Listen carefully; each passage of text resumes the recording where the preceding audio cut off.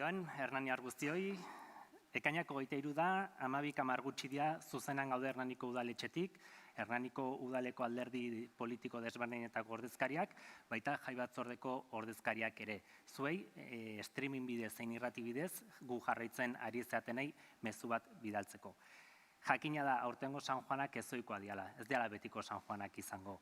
Dene gustatuko litzaiguke, gaur, egin duen ekitaldi hau balkoian egin, jendez betea egitea, baina pandemia batean gaude eta egoerara egokitu behar izan dugu eta ezin dugu beste urtetan egin dugun moduan egin txupinazua.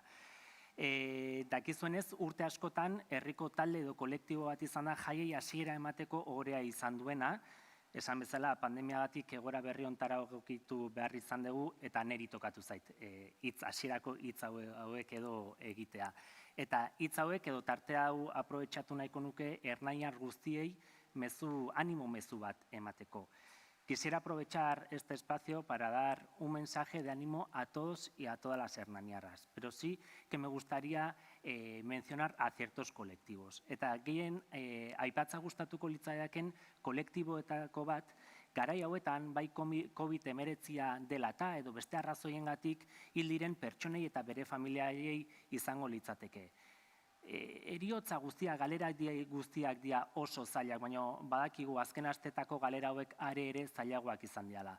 Gure partetik, gure doluminik beroenak eta gure indarra egoera hontan aurrera egiteko. Además de las personas que han fallecido y a sus familiares, también os quería agradecer o dar un mensaje de ánimo a todas las personas que habéis trabajado, que habéis estado trabajando haciendo frente a esta pandemia.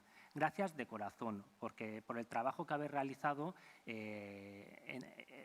hemos evitado que la pandemia se propagara y ha sido un trabajo realizado en favor a la comunidad.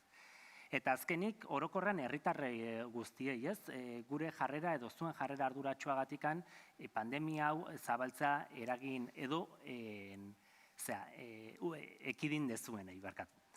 Jarrai dezagun horrela jarrera arduratsu horrekin oso importantea da. Alarma egoera bukatu da, baina badakigu pandemia gure artean dagoela. Eta badakigu datozen egunak berez nahiko bereziak diala eta oso garrantzitsua dela bereziki egun hauetan jarrera arduratsu horrekin jarraitzea.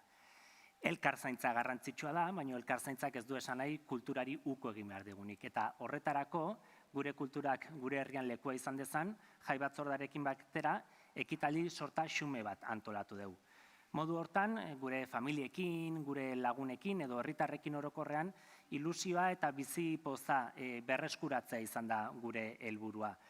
Goza dezagun gure herriaz eta ekitaldi kultural hoietaz, baina egin dezagun errespetuz. Urtero ere, garai hauetan mezu bat bidaltzen dugu eta azpimarratzen dugu, eta urten naiz eta San Juanik ez izan mezu hori ere azpimarratu nahiko nuke edo aldarrikatu nahiko nuke. Izan gaitezen eraso sexistarik gabeko herri bat. Izan gaitezen eraso arrazistarik edo xenofoborik gabeko herri bat. Eta izan gaitezen hori udan eta baita urte osoan zehar. Bestetik, gure animorik handienak ere, egun hauetan gure artean ezin egon zaitezken hoiei guztiei. Espero deu, datorren urtean, San Juanen hasiera horrela ez izatea, beste modu batean izatea, balkoietik herriko talde edo kolektibo batek egitea eta kalean gure plazan jende asko egotea ospatzeko. Bitartean hau da daukaguna, baina goza dezagun gaur daukaguna, baina egin dezagun mesedez arduraz, goza ditzagun beraz, egun hauek. Gora Hernani.